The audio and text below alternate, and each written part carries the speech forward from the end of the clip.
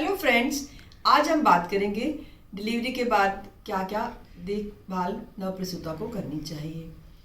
जब भी शिशु नॉर्मल डिलीवरी से होता है तो नीचे कुछ टाँके आते हैं जिन्हें एपिज़ोटमी कहा जाता है। इन टाँकों की देखभाल करना बेहद ज़रूरी है क्योंकि यूरिन और स्टूल दोनों का ही रास्ता यहाँ पे है, तो गंदगी भी काफ़ी रहती है। जाहिर सी बात है कि आप लोगों को इसका ध्यान रखना होगा। तो सबसे पहले माता को ये ध्यान रखना है कि यदि टाँके आए हैं, कभी कभी दूसरा तीसरा बच्चा होता है तो टाँके नहीं भी लगाए जाते हैं, लेकिन पेरिनियम यानी लोकल पार्ट की देखभाल बहुत ही ज़रूरी है।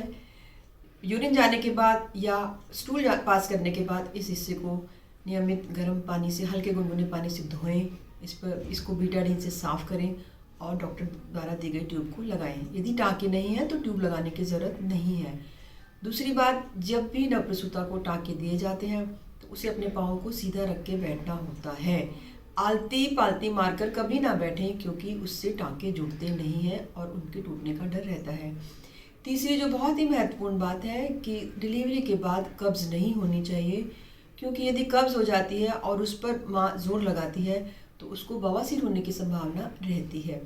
कारण यह है कि प्रेगनेंसी के दौरान सभी जो बॉडी के टिश्यूज़ हैं उन पे अनावश्यक ज़ोर आता है और इसी तरह से जो हमारा रेक्टम है, जो हमारा मलाशय है, उसके आसपास की मसल्स भी वीक हो जाती हैं और कब्ज़ के कारण यदि नवप्रसूता ने ज़ोर लगाया तो उसको पाइल्स यानी बवासीर होने की संभावना रहती है। इसके लिए ज़रूरी है कि पानी का सेवन काफ़ी किया जाए।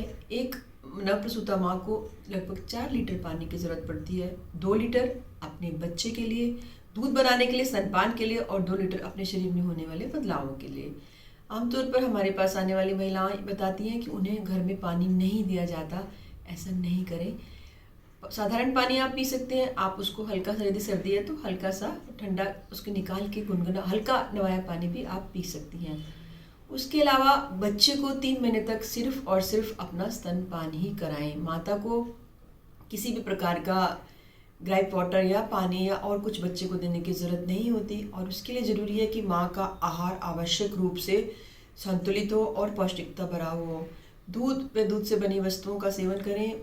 सब पूरा भोजन खाएं, भरपूर भोजन खाएं। आमतौर पे बहुत घरों में खिचड़ी या दलिया दिया जाता है, ऐसा नहीं है। सभी फ्रूट्स, फल फ्रूट महिला आराम से खा सकती है।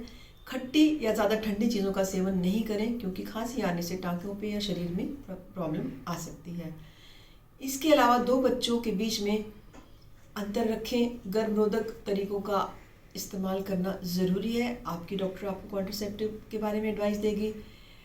और अब दूध पिलाने वाली माओं के लिए गर्भरोधक गोलियां भी आ गई हैं। इसके अलावा एक टीका जो 3 महीने के अंतर पे लगाया जाता है, अंतरा या डिम्पा के नाम से प्राइवेट अस्पतालों में भी मिलता है, उसे लगवाया जाए। 2 बच्चों के बीच में 1-2 साल का गैप ज़रूर रखना है।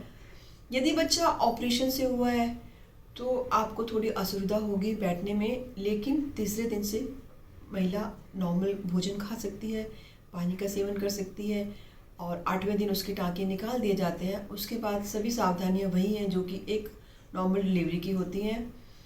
व्यायाम हम एडवाइस करते हैं कि हर नवप्रसूता को डिलीवरी के 1.5 महीने बाद थोड़ा थोड़ा और 3 महीने के बाद पूर्ण व्यायाम शुरू कर देना चाहिए, जिससे कि शरीर नॉर्मल अवस्था में आ जाए।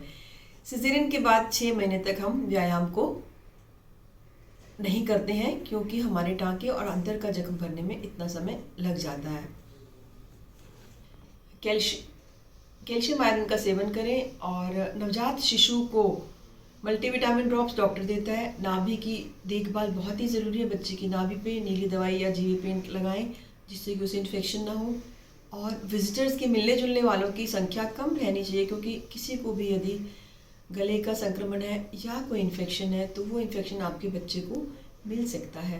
तो इस संक्रमण से बचाने के लिए ज़रूरी है कि बच्चे को और माँ को अधिक लोगों से मिलने जुलने नहीं दिया जाए, संतुलित संपूर्ण आहार दिया जाए और कैल्शियम का सेवन भी मदद करता है अच्छे दूध बनाने के लिए और बच्चे की बोन्स की तंदुरुस्ती के लिए।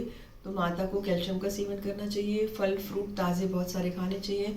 हरी सब्जियां ज़रूर खानी चाहिए जिससे कि उसको कब्ज़ ना हो, क्योंकि एक महत्वपूर्ण सी जो दिक्कत है जो मैं सूचना आपको बताना चाहती हूँ कि कब्ज़ रहने से कई प्रकार की अन्य समस्याएं भी हो जाती हैं। दूध बनना भी कम हो जाता है और माता आहार भी नहीं ले पाती है। इसलिए आप पूरी नींद भी लें साथ के साथ, क्योंकि उत्तम आहार, संपूर्ण नींद और आपकी नॉर्मल बाउल मूवमेंट आपको और आपके बच्चे को तंदुरुस्त रखेंगे।